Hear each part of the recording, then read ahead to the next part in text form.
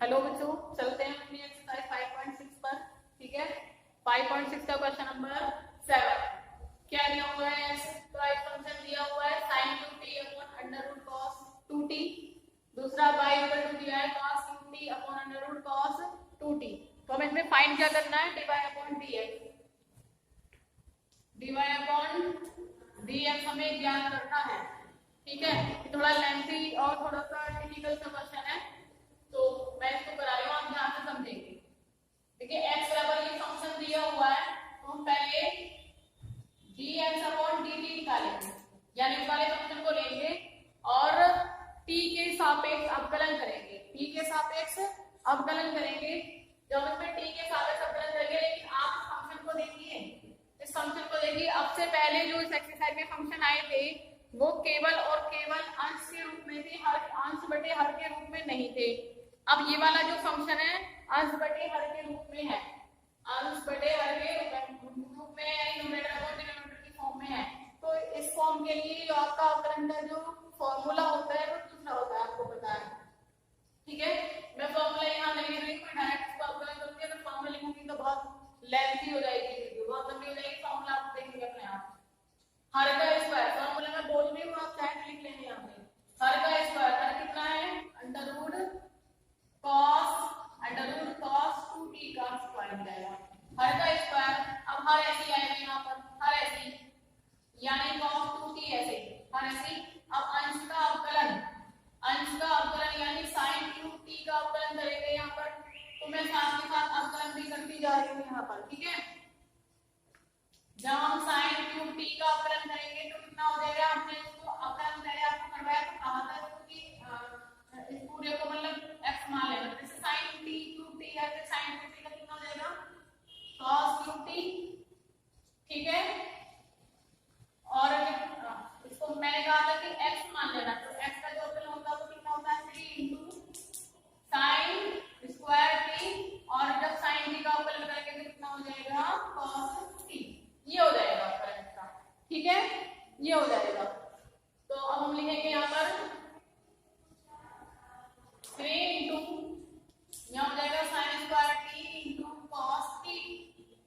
ठीक है, यानी मैंने लिखा यहाँ पर हर का स्क्वायर, हर ऐसे ही इंटू अंश का अवकलन माइनस अंश ऐसे ही की बार, यानी sin क्यूब t ऐसे ही। अब हर का अवकलन, अब हर का अवकलन करेंगे। हर में क्या लिखा हुआ है? cos t अंडर रूट में, वो भी मैंने कहा था आपको इसको x मान लेना, अंडर रूट वाले को मान लिया हमने, ये अंडर रूट x हो गया। तो अंडर रूट x का जो अवकलन होता है ना वो होता है 1/2 अंडर रूट x। तो इसका अवकलन कितना हो जाएगा? 1/2 और अंडर रूट में कितना हो जाएगा? cos 2t। लेकिन जो अंदर वाला जो फंक्शन होता है मैंने कहा था उसको मानते हैं तो उसका अवकलन बाद में दोबारा करते हैं। तो cos 2t का अवकलन कितना हो जाएगा? cos t का जो यानी cos x का जो अवकलन होता है वो माइनस का sin x होगा, यानी sin 2t, और 2t का दोबारा करेंगे तो 2 हो जाएगा, यानी ये वाला 2 से 2 कट जाएगा। चलो ये वाली पूरा लिख देते हैं, 2 से 2 वहीं काटेंगे, हो जाएगा इनटू -2 sin 2t। ठीक है, और अपॉन में यहाँ आएगा कितना? 2 अंडर रूट cos 2t।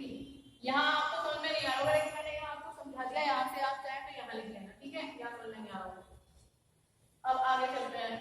देखो इस 2 से 2 कट जाएगा और इसको सॉल्व करके लिखेंगे तो हो जाएगा dx अपॉन dt बराबर कितना हो जाएगा? अपॉन में, अब ये सबके अपॉन में आएगा, यहाँ से ऐसे लिखेंगे तो ये वाला अंडर रूट हट जाएगा, ये हो जाएगा cos 2t।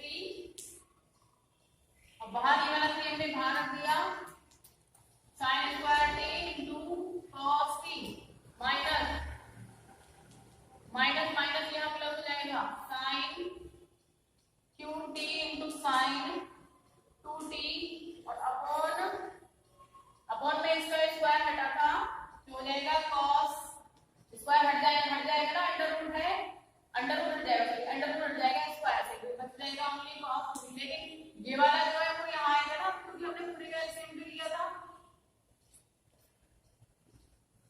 ये जो फॉर्म लिखी हुई है ना, ये ऐसे करके लिखी है, मैं यहाँ समझा रही हूँ क्योंकि ये थोड़ा सा पूरी लाइन रेस करनी पड़ेगी। sin क्यूब t गुणा माइनस का 2 साइन 2t और अपॉन में 2 अंडर रूट cos 2t। मैंने 2 से 2 काट दिया था। अब मैंने ये कहा था कि इसका एलसीएम लेंगे, दिख रहा है? मैंने ये कहा था इसका एलसीएम लेंगे, यानी इसके अपॉन में तो ये है बट इसके अपॉन में नहीं है, तो इस अंडर रूट cos 2t की जो गुणा है ना, अंडर रूट cos 2t की गुणा यहाँ पर होगी तो ये आ जाएगा cos 2t। अब सोच रहे हो कि वाला 3 कहां से, वाला 3 यहाँ से आएगा, ये वाली टर्म एलिमिनेट ऐसे उतार दी और माइनस माइनस कितना हो जाएगा प्लस, और ये वाला जो अंडर रूट cos 2t है वो यहाँ, ठीक है? ये ऐसे किया आपने, समझ में आ गया होगा। तो यहाँ तक सॉल्व हुआ, ये समीकरण नंबर 1 हुई हमारी, समीकरण नंबर 1 हुई है हमारी। अब ऐसे ही हम इसको सॉल्व करेंगे, ठीक है? फिर समीकरण नंबर 2 को समीकरण नंबर 1 से भाग करेंगे। अब मुझे y वाले फंक्शन का डेरिवेटिव निकालेंगे, इसको रेस करना पड़ेगा क्योंकि नीचे फिर आएगा नहीं, वो आपको दिखाई देगा। लेकिन समीकरण नंबर 1 को रेस कैसे करूंगा, इसको यही रहेगा, ठीक है? अब समीकरण नंबर 1 को हम यहाँ लिख लेते हैं, dx अपॉन dt बराबर 3 cos 2t into sine square t into cos t plus sine 2t into sine 2t और अपॉन में आ जाएगा कितना, cos 2t into under root cos 2t, इतना हो जाएगा, ठीक है? इसे भी रेज कर देते हैं। वो समीकरण नंबर 1 है हमारी, ये समीकरण नंबर 1 हो गई, ठीक?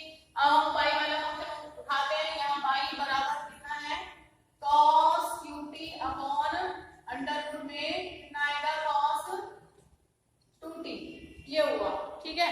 अब इसका डेरिवेटिव निकालना है, फलन करना है, कैसे करेंगे, dy अपॉन dt बराबर अपॉन देखो हर का स्क्वायर यानी अंडर रूट में cos 2t का स्क्वायर, हर को ऐसे ही देंगे, यहाँ पर अंडर रूट में कितना हो जाएगा, cos 2t, हर ऐसे ही। अब अंश का अवकलन, इसका अवकलन करेंगे, देखो मैं यहाँ पे समझा रही हूँ आपको, cos qt का अवकलन करेंगे, ये इसको f मान लेंगे, x क्यूब हो जाएगा, f का जो अवकलन होता है वो 3x स्क्वायर होता है, 3 into x स्क्वायर का मतलब कितना हो जाएगा, cos स्क्वायर t, और cos t का जो अवकलन करेंगे minus into minus sin t हो जाएगा, ये अवकलन हुआ इसका, यहाँ लिखेंगे into 3 cos स्क्वायर t गुणा माइनस का sin t। देखो अपॉन में हर का स्क्वायर, हर ऐसे ही, अंश का अवकलन माइनस अंश ऐसे ही, हम हर का अवकलन करेंगे तो हर का अवकलन जैसे हमने पहले किया था वैसे ही करेंगे सेम, और यहाँ लिख देंगे, यानी हो जाएगा माइनस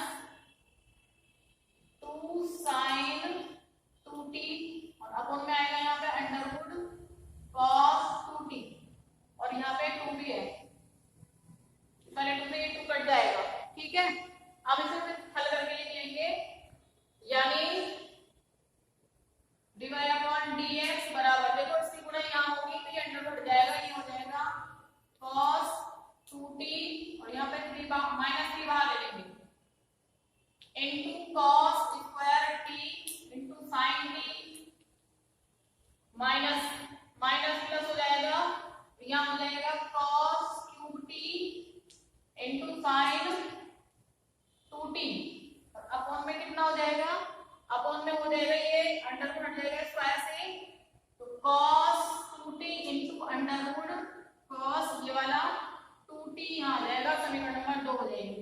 अब dy अपॉन dx निकालने के लिए हमें क्या करना पड़ेगा, समीकरण नंबर 2 को समीकरण नंबर 1 से भाग करना पड़ेगा, क्योंकि हमें dy लाना ना ऊपर, तो यहाँ पे t आएगा, हमें dy लाना ना तो समीकरण नंबर 2 को, इसलिए और dx में अपन में लाना है, समीकरण नंबर 2 को समीकरण नंबर 1 से भाग करेंगे, तो ये लिख देंगे समीकरण 2 को 1 से समीकरण 1 से भाग करने पर, समीकरण 1 से भाग करने पर लिख देंगे यहाँ पर, ठीक है? अब समीकरण 2 को समीकरण 1 से भाग करेंगे, तो यहाँ लिखेंगे आगे dy अपॉन dx बराबर, समीकरण 2 लिखेंगे पहले minus 3 cos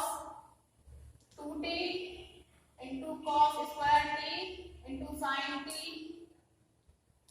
plus cos Q T into sine two T upon में हो जाएगा ये कितना cos 2t।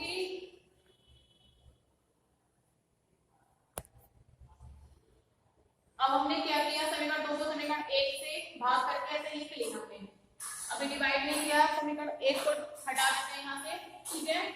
अब क्या करेंगे, ये दोनों सेम वैल्यू कट जाएंगी, सेम कट जाएगा, तो कितना बचा dy/dx बराबर कितना बचा, यहाँ से -3 cos 2t into cos square t into sine t plus cos qt।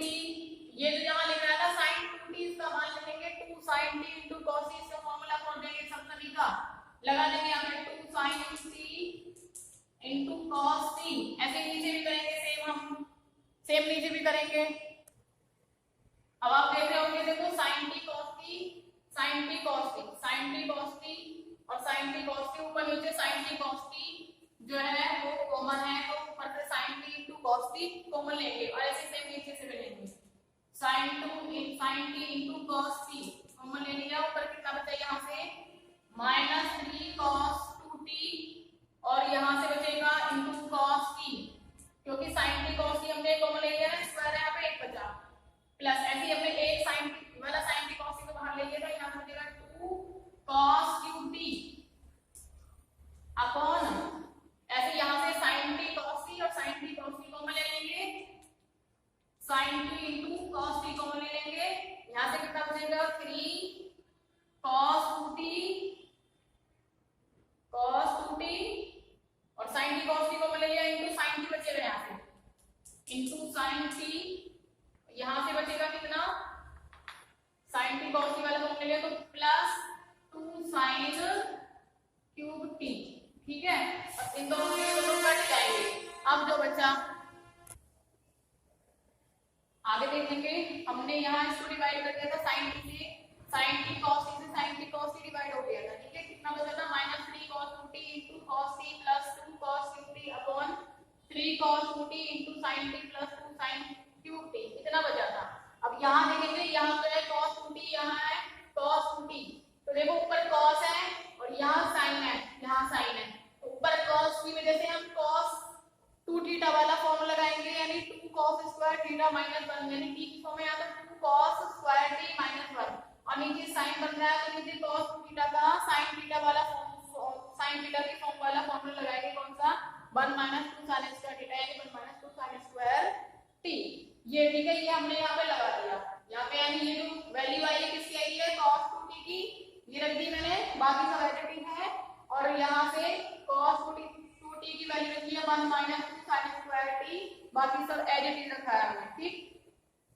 अब क्या करेंगे, 3 की मल्टीप्लाई करनी है, इस 3 की मल्टीप्लाई करेंगे, कितना हो जाएगा -6 cos स्क्वायर t माइनस, और साथ में cos की गुणा करेंगे तो यहाँ पे क्यूब हो जाएगा, cos की गुणा हो रही है, यानी -3 cos t की गुणा करेंगे यहाँ पर, तो 6 cos qt minus minus plus, और हो जाएगा 3 cos t प्लस हो जाएगा यहाँ पर 2 cos qt अपॉन, ऐसे अपॉन में भी करेंगे, यहाँ से माइनस, यहाँ हो जाएगा 3 sin t, और यहाँ हो जाएगा -6 sin qt और प्लस 2 sin qt, इस तरह से करेंगे, यहाँ पर क्यूब आएगा, ठीक है। अब हमने क्या किया, क्यूब वाली टर्म को सॉल्व करके लिख दिया, यानी -6 cos qt और 2 cos qt को सॉल्व किया तो -4 cos qt और प्लस cos t ऐसे आ जाएगा, ऐसे नीचे इन दोनों को सॉल्व किया, ठीक है, तो -4 sin qt आ जाएगा। अब ऊपर से सिर्फ हमें माइनस कॉमन लेना है ना, और ये बाद में फॉर्मूला बन जाएगा, जब माइनस कॉमन लोगे तो यहाँ से हो जाएगा 4 cos qt -3 cos t, ठीक है। अपॉन में हो जाएगा, अपॉन में माइनस ले लेंगे, अपॉन में ऐसे ही रहेगा, ठीक, अपॉन में माइनस ले लेंगे और प्लस यहाँ पे आ जाएगा, माइनस यहाँ जाएगा 4 sin qt, ठीक है। अब आप ध्यान से देखेंगे कि ऊपर फॉर्मूला बनाया ना, cos 3t का बना है, नीचे sin 3t का बना है, यानी cos D Y upon D X बराबर यहाँ हो जाएगा माइनस cos 3t अपॉन यहाँ हो जाएगा sin 3t और dy अपॉन जो dx आपका वो कितना हो जाएगा माइनस cos 3t। आंसर बहुत छोटा है लेकिन इसका जो सॉल्यूशन है काफी लॉन्ग हो गया वो, ठीक है। इस तरह से हम करेंगे, यानी जो आपका cos में यहाँ लिख देती हूँ cos 3 थीटा का जो फॉर्मूला होता है ना वो 4 cos 3 theta minus 3 sin minus 3 cos theta, ठीक है। और ये जो sin 3 थीटा का जो फॉर्मूला होता है वो होता है 3 sin theta minus 4 sin 2 theta. ये होता है sin 3 थीटा का, ये होता है cos 3 थीटा का और ये होता है sin आपका 3 थीटा का। इस तरह से इसके अकॉर्डिंग ये फॉर्मूला है, ठीक है। ये दोनों फॉर्मूले हमने यहाँ यूज किए, cos 3 थीटा का यहाँ और sin 3 थीटा का यहाँ फॉर्मूला यूज किया है, ठीक। अब ये जाके ये क्वेश्चन कंप्लीट हुआ है। जहां आपको कोई प्रॉब्लम आए तो मुझसे आप कांटेक्ट कर लेंगे। Okay, thank you.